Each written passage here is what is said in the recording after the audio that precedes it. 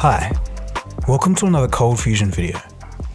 Right now, we're at the start of an AI revolution. You might hear people talking about AI threatening to take over jobs, or doing stranger things like playing games like the board game Go or StarCraft 2. But most people think that the arts and creative fields are outside AI's capabilities, but this is up for debate. A method called style transfer, which usually entails taking the artistic style of a famous painter and transferring it onto a still image or even video, has been achieved. In the instances of still images, the AI managed to fool 39% of art historians. But what about creative AI doing something actually useful that could potentially save millions of dollars and improve an entire industry by leaps and bounds? Well, this is happening. AI's creativeness is now moving into the 3D visual arts, potentially revolutionizing video game production and graphics. In this video, we'll take a look at that and some other ways that the AI revolution is seeping into gaming. You are watching Cold Fusion TV.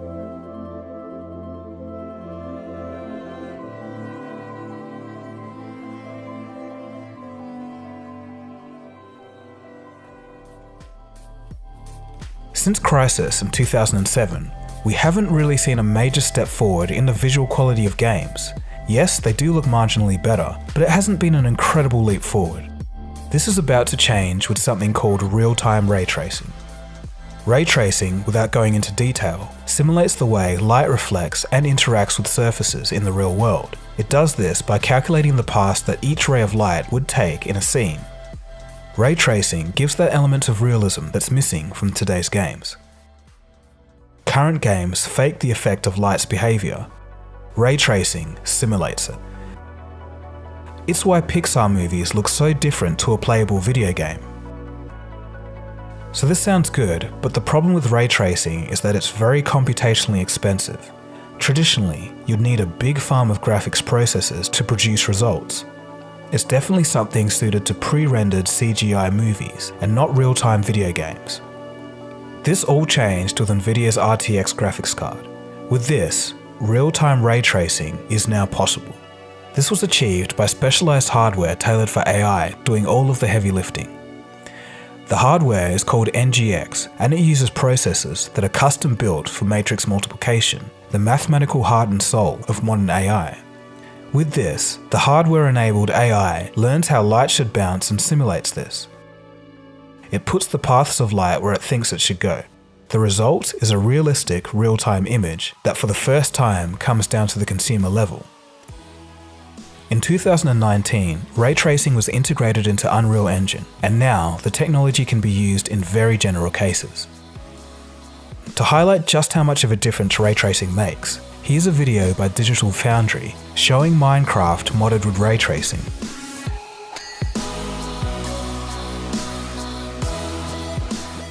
Minecraft is probably one of the worst looking games graphics wise, but with ray tracing, it actually looks pretty realistic.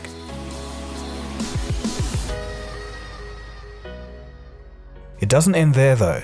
Here's some real-time ray tracing scenes of a BMW juxtaposed with a shot of a real BMW.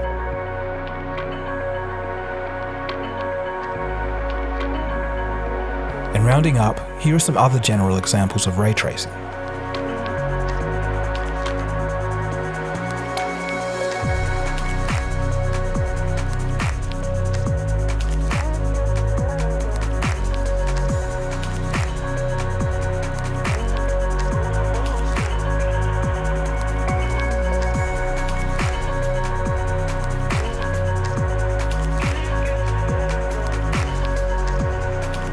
In the future, this kind of video game quality will become standard.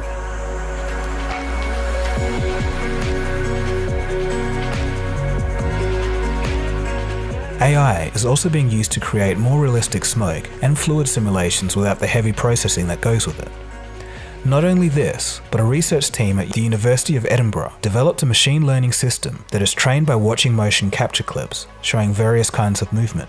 The system correspondingly then generates an animation. This can be anything from a jog to a run to hopping over an object.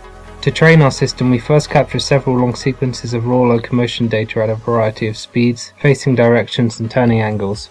We also capture motion of stepping, climbing and running over obstacles placed in the capture studio. By giving as input the height of the terrain under the trajectory, our character can adapt to rough terrain, climbing, balancing and jumping where required.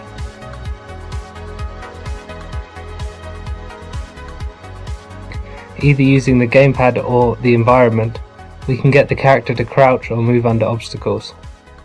It can additionally be forced into certain environments such that the desired motion is performed, as shown walking over this beam. In summary, we present a new method for character control using a face function neural network which can produce high quality motion for complex control tasks such as walking over rough terrain. It's fast, compact, stable and can learn from a large amount of data. This takes the tedious work out of creating realistic movements for video game characters. In a free market, whatever is cheaper, faster and better will eventually become the standard. The same applies to the gaming industry. Let's start with game development. It's no secret that the cost of video games is going up. But why is this? Once upon a time, major games could be made with a small number of people. This is because the assets or 3D components of the game were simple. As time went on, games strove to chase realism. As this happened, the components of the game became ever more complex. It's gotten to the point where it now takes a large team and the budget of a blockbuster movie to complete a major video game title. Andrew Price, a video game artist, conducted a talk at a Blender conference in 2018. In the talk, he produced a realistic estimate of how exactly things get so expensive.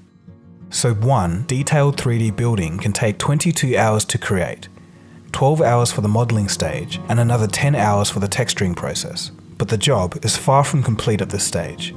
There's usually a revision of 2 to 4 times depending on what's needed within the game's story. The end process can be 44 to 88 hours of work just for a single building within a game. At a wage of $60 per hour, the average cost of one building is around $4,000. When you add up all the costs, it becomes comical.